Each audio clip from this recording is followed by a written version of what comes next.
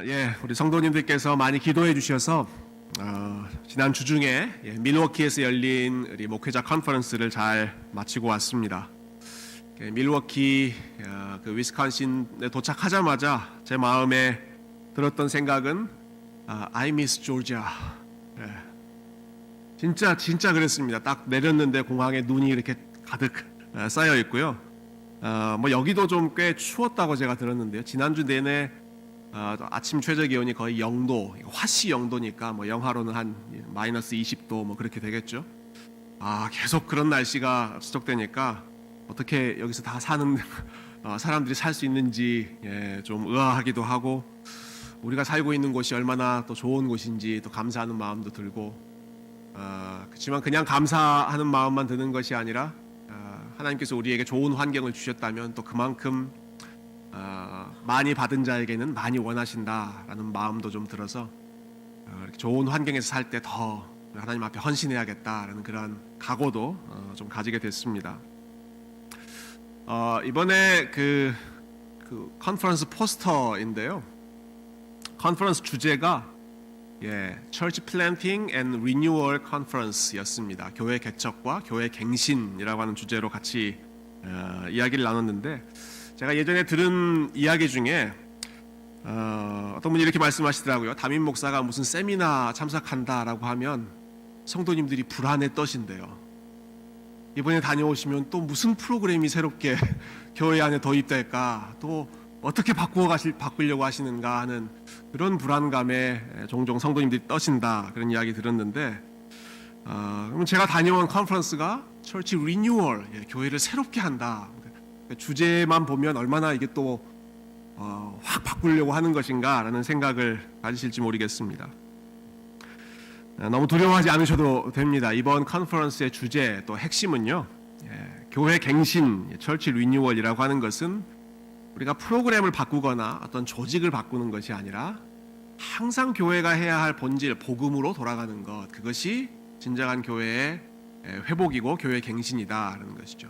교회 갱신은 복음으로 교회가 돌아가는 것이고, 그리고 그 최우선에는 결국 목회자가 하나님의 말씀으로, 복음으로 다시 새로운 마음으로 돌아가는 것이 교회 갱신이기 때문에 이것은 우리 세교회가 계속 열심히 힘쓰려고 하는 그러한 방향입니다. 그래서 우리가 가고 있는 방향이 맞는 방향이구나, 이거 더 열심히 우리가 하나님 복음으로 돌아가는 일 멈추지 말고 더 열심히 해야겠다 하는 그러한 각오를 가졌습니다. 제가 그 컨퍼런스에서의 그 내용보다 더 크게 좀 배움을 얻은, 깨달음을 받는 시간이 하나 있었는데요. 제가 첫날 식당에 이제 갔는데 화장실에 가니까 화장실 앞에 이런 표지판이 있더라고요. 뭐 남자는 이쪽, 여자는 저쪽, 그런 방향 알려주는 표지판 있잖아요. restrooms 해가지고 men to the left because women are always right. 아멘이십니까? 여자분들만 아멘이신 것 같은데, 여성은 항상 중의적인 표현이죠. 오른쪽, 혹은 여성은 항상 올바르기 때문에 남자는 왼쪽으로 가라는 말이죠. 진리에 제가 다시 회심하게 되는 그런 순간이었습니다. 그러고 나서 저희 교회 생각해 보니까 본당 건물은 다 화장실이 남자가 왼쪽, 여자가 오른쪽에 있더라고요. 저쪽 건물은 어떤지 모르겠지만, 그래서 우리가 이 진리대로 살아가고 있구나. 여성이 항상 옳다, 남성은 왼쪽. 제가 이 사진을 다시 보여드리는 이유 중에 또 한 가지는, 우리가 이런 표지판을 뭐라고 부릅니까? 어디로 가야 한다, 뭐 어떤 방향으로 가야 한다라는 것을 알려주는 이런 물건을 뭐라고 부르죠? 뭐 표지판이라고 부르기도 하고, 영어로는 뭐라고 부릅니까? 영어로는 사인이라고 하죠. 너무 쉬운 단어여서 여러분이 좀 어려운 단어를 기대하실지 모르겠네요. 영어로는 사인이라고 합니다. 어디로 가십시오라고 하는 걸 보여주는 표지판, 그게 사인이죠. 우리가 신앙생활 하면서도 우리에게 중요한 사실들을 디렉션 해주고, 포인트 해주고, 또 리마인드 해주는 그러한 사인들이 있습니다. 그것을 우리가 오늘 이 시간에 같이 좀 나눠보도록 하겠습니다. 그것을 교회에서는 이제 성례라고 부릅니다. 성례, 영어로는 sacrament라고 하는데요. 오늘 우리가 다룰 주제가 성례란 무엇입니까? 라는 주제입니다. 우리 답변 부분 한번 같이 읽어볼까요? 시작. 성례란 하나님께서 주시고 그리스도께서 제정하신 것으로 세례와 성찬을 말합니다. 성례는 우리가 그리스도의 죽으심과 부활로 말미암아 하나의 믿음 공동체로 묶여 있다는 사실을 보여주는 표시이자 도장입니다. 성령께서는 성례를 통하여 우리에게 복음의 약속을 더욱 충만하게 선포하시며 확증하십니다. 저희가 지금 교리문답 내용의 어떤 부분을 보고 있냐면 성령님께서 하시는 일이 무엇인가 하는 부분 보고 있습니다. 그래서 몇 주 동안 성령님은 우리의 기도를 도우신다. 그 다음에는 성령님은 지난주에는 우리가 말씀 읽고 말씀을 들을 때 그 말씀을 통해서 우리 마음 가운데 역사하신다. 기도를 통해서 말씀을 통해서 하나님의 은혜를 우리에게 전달해 주신다라는 것이죠. 그 다음에 하나 이어지는 세 번째 내용이 성례입니다. 성례. 자, 성령님께서 하나님의 은혜를 우리에게 주실 때 기도를 통해서 베푸시고 말씀을 통해서 베푸시고 또 한 가지는 성례를 통해서 우리에게 은혜를 베푸신다. 그래서 기독교 교회는 전통적으로 이 세 가지를 은혜의 수단이라고 불러왔습니다. Means of grace. 은혜 받는 수단이 뭐냐 했을 때 말씀과 기도와 성례. 말씀과 기도와 성례가 우리가 하나님으로부터 일반적으로 받을 수 있는 그 은혜를 전달해주는 통로이다. 성령 하나님께서 지금까지 기도를 통해서 역사하시고 말씀을 통해서 역사하시고 오늘은 성례를 통해서 성령님께서 우리를 도와주시는데 특별히 은혜를 전달하신다라는 말은 우리의 연약한 믿음을 더 견고하게 인크리지 시키고 스트렝튼 해주시는 강하게 하시는 것이 이 은혜의 수단을 통해서 하시는 성령님의 역사죠. 그래서 오늘은 이 성례의 역할이 무엇인지에 대해서 한번 생각해 보고요. 다음 주에는 이 성례의 두 가지인 세례, 성찬 이 두 가지 중에 다음 주에는 세례에 대해서 그리고 그 다음 주에는 성찬에 대해서 이제 두 질문씩 좀 묶어서 한번 생각해 보도록 하겠습니다.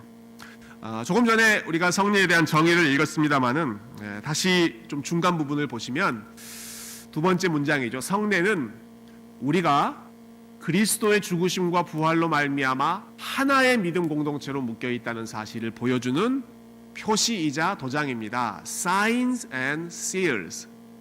아까 제가 사인에 대해서 이야기했죠. 뭔가를 우리에게 계속 리마인드 시켜주는 역할을 하는 것이 사인인데 성례라고 하는 이것이 우리에게 리마인드 해주는 사실은 그리스도의 죽으심과 부활로 말미암아 우리가 하나의 믿음 공동체로 묶여 있다라고 하는 것을 이 성례가 우리에게 가르쳐 준다는 것이죠. 내가 나의 것이 아니라 그리스도께 속해 있다라고 하는 개인적인 차원에서의 소속감도 알려주시고 그러한 나 여러 사람 예수 그리스도께 속해 있는 나 한 사람 한 사람이 모여서 우리가 믿음 공동체를 이루고 있다라고 하는 것을 또 함께 보여주는 그 사인이 세례와 성찬으로 요약될 수 있는 성례라는 것이죠. 여러분 약혼을 하거나 결혼을 한 커플은 뭘 끼고 다닙니까? 반지를 끼고 다니시죠. 주변에 반지 끼고 계시죠? 같이 살고 계신 분들 반지를 끼고 이 반지가 상징하는 것은 무엇입니까?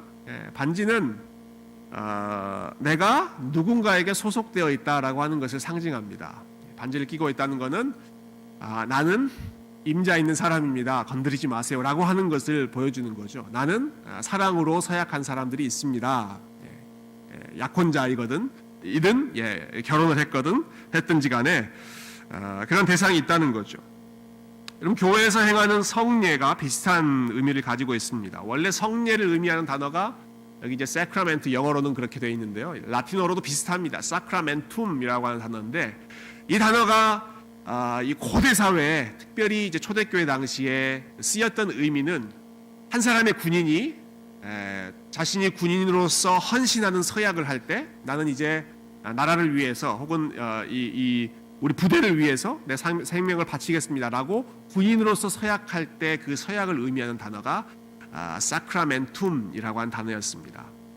이것을 우리 교회 차원에서 생각해 본다면 이 사크라멘트라고 하는 단어는 뭐 한자로는 이제 거룩할 성자에 예식 예자를 쓰긴 했습니다만은 그 원어의 의미를 생각해 보면 나는 그리스도께 속해 있습니다. 나는 그리스도를 위해 살겠습니다. 나는 그리스도의 군사로 내 삶을 드리겠습니다라고 하는 것을 서약하는 그게 성례의 의미있죠. 그것을 제일 먼저 행하는 시간이 세례입니다. 세례. 그렇죠? 세례가 우리에게 전달하는 의미는 나는 나의 것이 아니라 주님의 것이기 때문에, 그리고 한 걸음 더 나아가서는 나와 주님과의 그런 개인적인 관계만이 아니라 나는 단순히 주님께만 속해 있는 것이 아니라 그리스도의 몸이라고 하는 교회, 믿음의 공동체에 속해 있어서 함께 주를 그리스도로 고백하고 있는, 예수님을 주님이라고 고백하는 한 사람 한 사람과 연합해서 하나님 나라의 군사로 살겠습니다. 이런 개인적인 헌신과 공동체적인 헌신을 다짐하는 시간이 세례입니다. 중에 아마 많은 분들이 세례를 받으셨을 텐데요. 여러분 그 마음으로 세례를 받으셨죠? 아멘, 아멘이십니다. 이런 교육이 필요한 것은 오래전에 그러한 마음으로 우리가 세례를 받았지만 아직 다시 이게 오래 시간이 지나서 희미해져 있는 것을 우리 다시 한번 상기시키기 위해서 우리가 지금 이 교육을 받고 다시 세례를 받지 않습니다. 그렇지만 이 세례의 의미가 무엇인지를 간단하게 생각해보고 이제 다음 주에 그 의미를 좀 더 풍성하게 생각해 보겠습니다만은, 세례가 주님께 헌신하는 첫 번째 시간입니다. 그렇지만 성례에는 세례만 있는 것이 아니라 세례와 성찬, 주님께서 제정해 주신 두 가지를 우리가 성례로 고백하는데, 첫 번째 주님께 헌신하는 세례, 그러나 그것으로 끝나는 것이 아니라 정기적으로 그리스도께 내가 속해 있다는 사실을 확인하는 시간이 성찬이죠. 우리 교회 같은 경우는 2달에 한 번씩 같이 성찬을 행하면서 나는 그리스도의 살과 피로 힘 얻어서 살아가는 사람입니다. 나는 그리스도와 하나 됐습니다. 라고 하는 것을 서약하고 확인하고, 또 다른 측면에서는 나는 함께 그리스도를 주로 고백하는 이 사람들과 한 식탁에서 마시는 공동체, 나와 그리스도가 하나인 뿐만 아니라 나와 다른 지체들이 또 하나입니다 라고 하는 이러한 공동체성을 확인하는 시간이 성찬입니다. 자, 세례는 한 번 받지만 성찬은 주기적으로 반복한다. 마치 우리가 결혼식을 할 때 내 남편이나 내 아내와 결혼식은 한 번 하지만 종종 보면 이제 미국에서 이제 이민 생활하시는 분들은 미국에서 결혼식하고 또 한국에 가족들이 많이 있으니까 가서 한국에서도 또 결혼식하는 그런 경우가 있죠. 제가 아는 어떤 분이 미국에서 간단하게 결혼식하고 이제 한국에서 결혼식을 이제 또 했는데, 그 친구들이 짓궂게 이렇게 지나가면서 농담식으로 물어봤다고 하더라고요. 결혼식 2번 하니까 좋냐? 그랬더니 주변에서 갑자기 눈빛이 이상해져가지고 이분이 어떤 의미에서 지금 2번인가 라고 하는 조금 애매한 그런 상황이 됐다고 하는데요. 자, 일반적으로 결혼식은 한 번만 하지만 그러나 결혼 기념일은 정기적으로 돌아오죠. 그때마다 우리가 한 부부다라고 하는 것을 더 깊이 생각하는 것이 결혼식과 또 결혼 기념일의 관계인 것처럼, 세례와 성찬 역시도 내가 주님께 처음 속했다라는 것을 서약한 동시에 그러나 정기적으로 성찬을 통해서 내가 그리스도와 한 몸이다라고 하는 것을 확인하죠. 자, 이러한 것을 보여주는 사인으로서의 의미가 성례에 있습니다. 그러니까 세례를 행한다, 성찬을 행한다라고 했을 때는 우리가 주님께 속해 있다는 것을 보여주는 사인의 의미죠. 그런데 한 걸음 더 나아가서 우리가 방금 읽은 그 교리 문답서에 보면 이 성례의 역할을 signs and seals라고 부르고 있습니다. signs and seals. 이게 이제 전통적으로 우리가 성례에 대해서 이해했던 그러한 내용입니다. 우리가 주님께 속해 있다는 것을 보여주는 사인인 동시에, 그런데 또 다른 차원에서는 seal이다. 여러분, seal이라고 하는 이 S-E-A-L이라고 하는 단어가 우리가 어떤 때 seal한다라고 보통 이 단어를 사용합니까? 뭔가를 sealing한다라고 했을 때 어떤 의미로 씁니까? 지금 말씀하시는 그 의미로 씁니다. 저한테 잘 안 들리긴 하지만, 도장을 찍는다거나 아니면 뭔가를 열람하지 못하도록 이렇게 인봉하는 거죠. 봉인해서 함부로 보지 못하도록 하는 그런 것을 할 때 이제 seal한다라고 하죠. 여러분 오늘날은 우리가 뭐 수시로 이메일도 보내고 화상 채팅도 하고 전화도 하고 자유롭게 의사소통을 할 수 있지만 고대 시대에는 뭔가 정보를 전달하는 것이 굉장히 조심스럽고 어려운 일이었습니다. 누군가에게 소식을 전하거나 명령을 전하려면 반드시 믿을 만한 사람을 보내서 그 서신을 보냄으로써 소식도 전하고 어떤 중요한 계약도 맺고 그랬죠. 예를 들어 왕이 어떤 나라와 혹은 조약을 맺은다라고 했을 때에는 신하를 시켜서 어떤 명령을 내리거나 그 문서를 전달하는데요. 근데 이 편지가 진짜 왕이 보낸 건지 아니면 중간에 어떤 사람이 위조해서 자기 것을 왕의 것인 것처럼 이렇게 포장했는지를 확인하는 방법이 무엇이었습니까? 확인하는 방법이 그 문서에 왕의 도장이 찍혀 있는가 그것을 확인하는 거죠. 왕의 이 시그넷 링이라고 하죠. 왕의 인장 반지가 찍혀 있는가 아니면 한 나라의 옥세라고 하는 그 나라의 도장이 거기에 찍혀 있는가. 그 도장이 찍혀 있지 않으면 무효죠. 그러니까 이 도장이 찍혀 있다 그런 것을 이제 seal한다라고 말하죠. 뭐 오늘날도 크게 다르지 않습니다.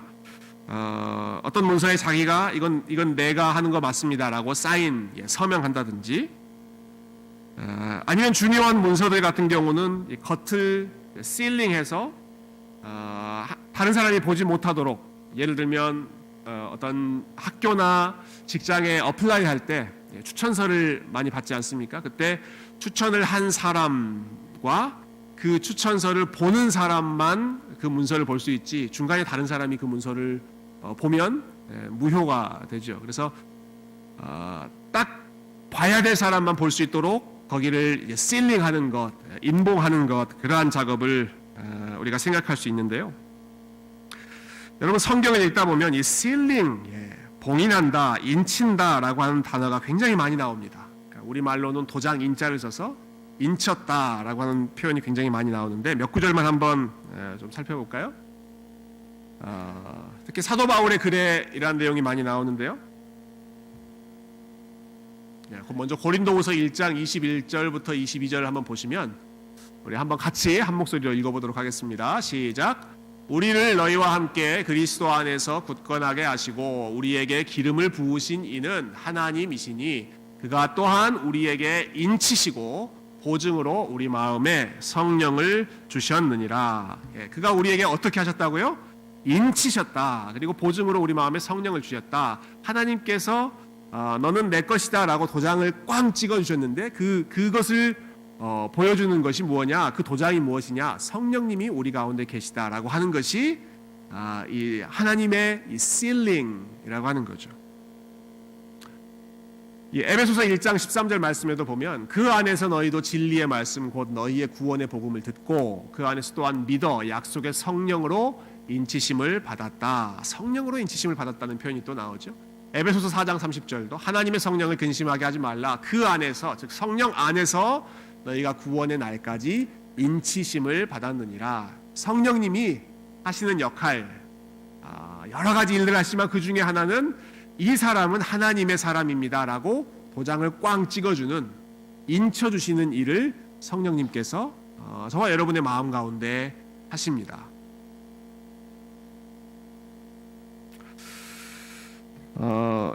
이번 주에 묵상했던 그 요한계시록에 보니까 인을 친다라고 하는 표현이 굉장히 많이 반복됐습니다. 우리가 오늘은 7장을 읽었습니다만은 5장부터 보면 5장에 보면 이제 보좌에 앉으시니 하나님이 나오시죠. 5장 보면 요한 사도가 환상을 보는데 보좌에 앉으신 하나님께서 오른손에 두루마리 똘똘 말아져 있는 스크롤을 들고 계시는데 그 문서가 7개의 인으로 봉해져 있습니다. 그러니까 아무도 열지 못하는 그런 상황이죠. 그래서 요한이 도대체 저걸 좀 열어서 누가 그 내용을 알려줬으면 좋겠는데 하는 답답한 마음으로 있는데 그것을 누가 인을 떼서 알려주십니까? 5절부터 보시면 울지 말라 유대 지파의 사자 다윗의 뿌리가 이겼으니 유다 지파의 사자이신 예수님 말하는 거죠. 그분이 그 두루마리와 그 7 인을 떼시리라. 그리고 7절에 보면 그 어린 양이 나와서 보좌에 앉으신 이의 오른손에서 두루마리를 취하셔서 7개의 여는 인을 하나씩 떼시는 그러한 내용이 이제 이어지죠. 근데 그 인을 하나씩 뗄 때마다 이 땅 가운데 임할 심판의 내용들이 하나씩 이제 나옵니다. 그래서 뭐 붉은 말 탄 자가 많은 사람을 죽이는 일도 나오고, 검은 말 탄 자 혹은 청황색 말 탄 자 뭐 이런 사람들이 이 땅에 재앙을 행하는 그러한 내용들이 6장에 계속 나오죠.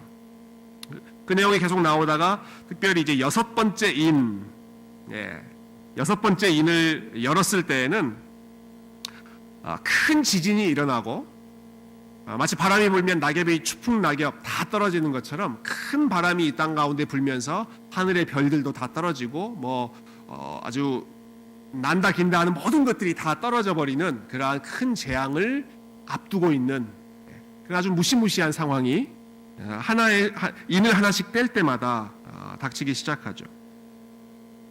여러분, 근데 흥미로운 것은 그렇게 인을 떼다가 6번째 인을 뗀 다음에 무시무시한 심판을 앞두고 있는 상황에서 한 천사가 나타나서 외칩니다. 성경에는 그렇게 번역되어 있지 않지만 제가 좀 의역해 본다면 멈추시오라고 외칩니다. 한 천사가 나타나서 멈추시오라고 외치는데요. 그 내용이 우리가 읽었던 요한계시록 7장의 앞부분에 나와 있는 내용입니다.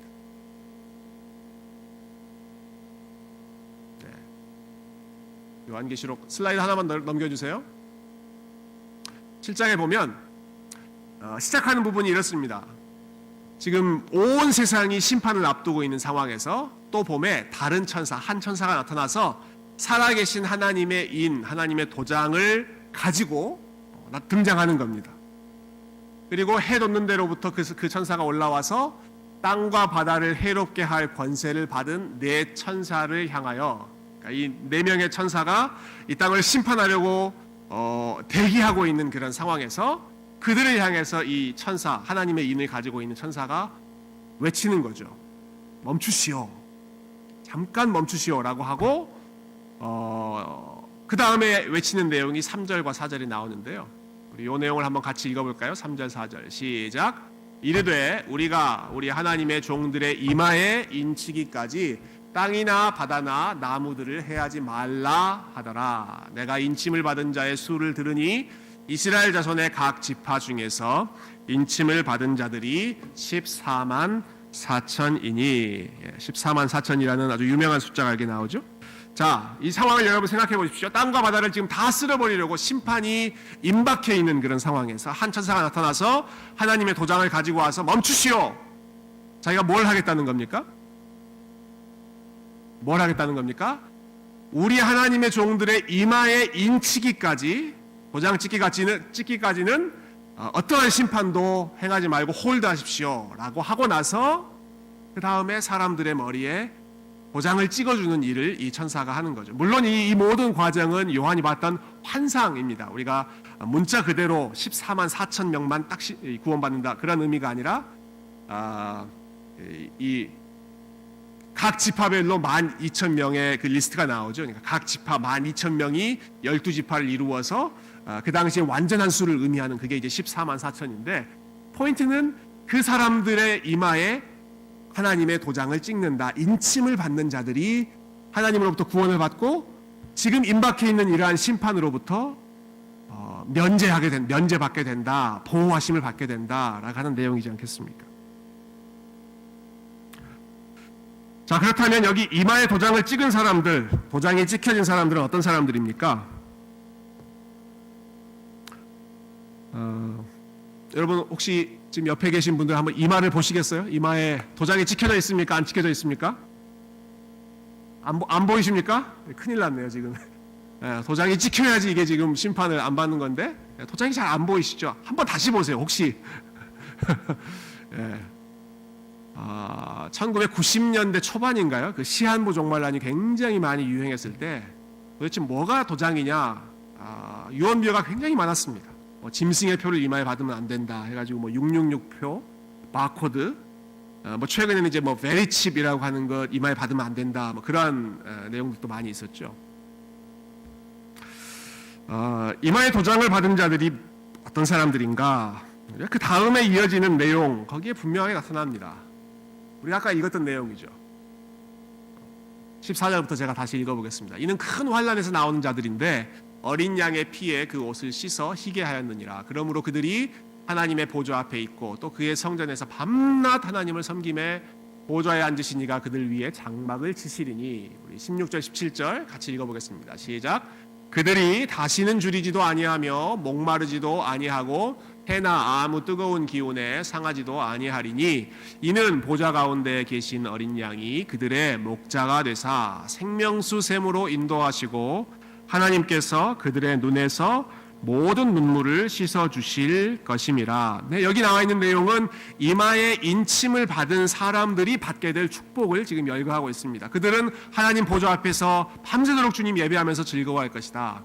네, 그들은 다시는 줄이지도 않고 목마르지도 않고 상함도 입지 않을 것이다. 왜냐하면 하나님께서 친히 그들의 목자가 되어주시고 하나님께서 친히 그들 가운데 장막을 치시고, 장막을 치신다는 말은 함께 거하겠다, 함께 사시겠다라는 말이죠. 임마누엘, 하나님이 우리와 함께 하신다라고 하는 그 예언이 가장 충만하게 이 사람들 가운데는 임할 것이다. 그러니까 이 사람들은 심판을 두려워할 필요가 없다라는 것이죠. 누가 이런 복을 받는가? 누가 이마에 도장이 찍혀 있는 사람들인가? 14절 말씀입니다. 이는 큰 환난에서 나오는 자들인데 어린 양의 피에 그 옷을 씻어 희게 됨을 얻은 사람들.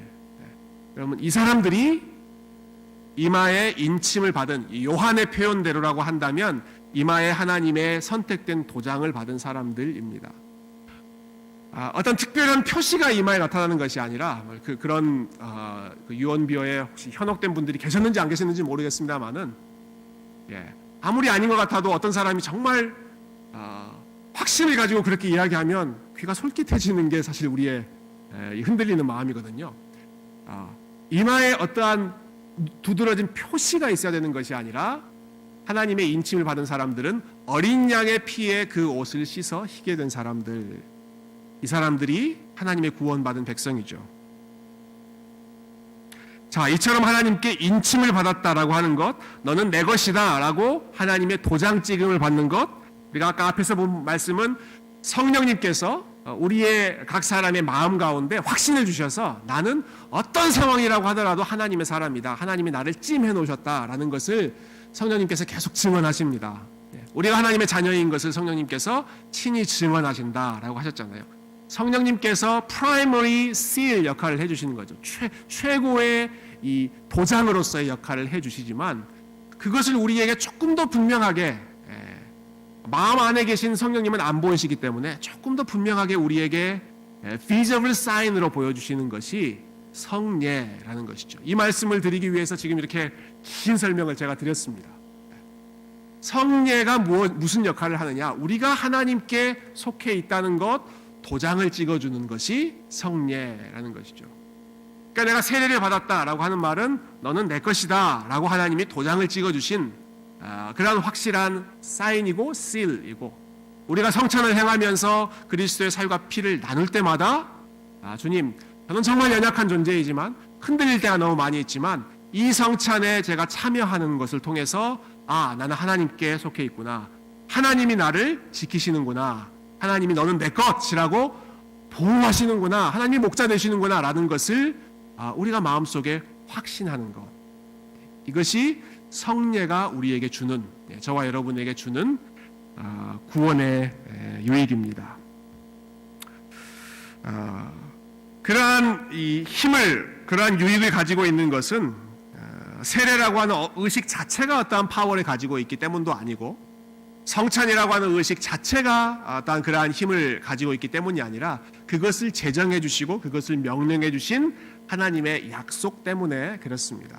하나님께서 그러한 약속을 세례와 성찬 가운데 함께 붙여주셨기 때문에 그 일에 동참하는, 참여하는 사람들에게 내가 너희의 주인이 되겠다, 내가 너희의 목자가 되겠다, 요 계시록 7장에 나오는 말씀처럼 내가 너희를 생명수 샘으로 인도하고 너희들의 눈에서 내가 모든 눈물을 씻어주겠다. 나는 그런 선한 목자가 되겠다라는 것을 말씀을 통해서 우리에게 알려주시고 기도를 통해서 우리에게 확신시켜 주심과 동시에 우리가 성례에 참여할 때마다 여러분 세례를 한 번만 받으시니까 누군가 세례를 받는 그런 모습을 볼 때 그래 나도 주님께 속해 있지.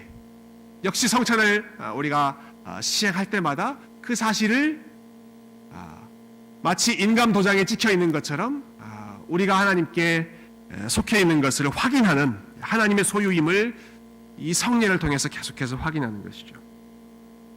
그것이 가능한 이유는 조금 전에 말씀드린 것처럼 이 성례라고 하는 것은 하나님께서 주신 선물이고 하나님께서 우리의 연약함을 더 강하게 믿음을 도와주시기 위해서 우리에게 주신 선물이고 그리고 그리스도께서 이것을 행하여 나를 기념하라 라고 말씀하신 약속이고 그리고 마지막 성령께서 이 성례라고 하는 수단을 사용해서 저와 여러분의 마음 가운데 우리의 믿음을 강하게 도와주시기 때문에 이러한 모든 유익이 저와 여러분 가운데 가능하게 되는 것이죠. 자, 정리해 보겠습니다. 성리는 두 가지 측면의 역할을 한다. 이거 기억하시면 좋겠습니다. 한편으로는 우리가 세례와 성찬을 보고 참여할 때마다 한편으로는 우리의 입장에서 주님, 저는 저의 것이 아니라 주님의 것입니다 라는 것을 고백하고 주님의 나라를 위해서 살기로 결단하고 헌신하는 그러한 개인적인 다짐의 차원이 사인으로서의 성례의 의미이고요. 그러나 또 다른 측면에서 이 seal, 도장이다라고 하는 부분을 생각해 본다면 마치 도장을 보면 이것은 누구의 것이라고 하는 사실을 확인하고 안심할 수 있는 것처럼 그리고 어떤 문서에 seal이 되어 있는 것은 어느 누구도 함부로 열 수 없고 그 주인만 그 사람에 대한 권리를 가지고 있는 것처럼 저와 여러분의 삶이 성령님의 봉인되어 있는 성령님께서 인치신 그러한 백성이기 때문에 그 어떤 것도 하나님의 사랑, 하나님의 인도하심으로부터 우리를 끊을 수가 없고 그 어떤 위험으로부터도 하나님께서 자기의 양떼들을 신실하게 인도하시는 목자로서 우리를 떠나지 않으신다. 우리는 하나님의 것으로 아까 찬양한 것처럼 하나님께서 보시면서 보배롭고 존귀하게 여기시는 하나님의 자녀요, 하나님의 소유요, 거룩한 나라, 왕같은 제사장이다 라고 하는 사실을 우리가 성례를 통해서 확인하고 또 이 시간 말씀을 통해서 우리가 이 사실을 다시 한번 확인하고 우리의 삶이 우리 하나님의 보호하심 안에 있다는 것을 함께 믿음으로 고백할 수 있는 우리의 믿음이 더 굳건해지고 더 튼튼해지는 시간 될 수 있기를 주님의 이름으로 축원드립니다. 함께 기도하겠습니다.